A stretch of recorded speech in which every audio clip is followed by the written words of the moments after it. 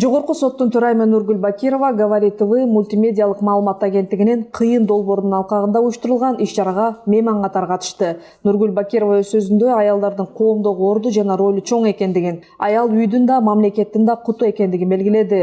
Бүгүнкү күндө ийгиликтүү айымдарды саясатта гана эмес, баардык чөйрөлөрдө көрүүгө болот. Менимче, аял затын назиктиги, сезимталдыгы, жоопкерчиликтүүлүгү менен айырмаланат. Иштин бардык чөйрөлөрүндө лидер аялдардын болушу коомдун жана экономиканын тармактарынын гармониялуу өнүгүшүнө шарт түзөт. Анткени кыргыз аялынын бүгүнкү образы билим алууда, каражат табууда жана нарк населди сактоодо күчтүүлүгүн көрсөтүүдө деп белгиледи төрайым. Нургүл Бакирова бул долбоордун жакшы жактарын белгилеп, лидер аялдардын саясатта жана коомду алдыга жылышын колдоого кошкон салымы үчүн уюштуруучуларга ыраазычылык билдирди.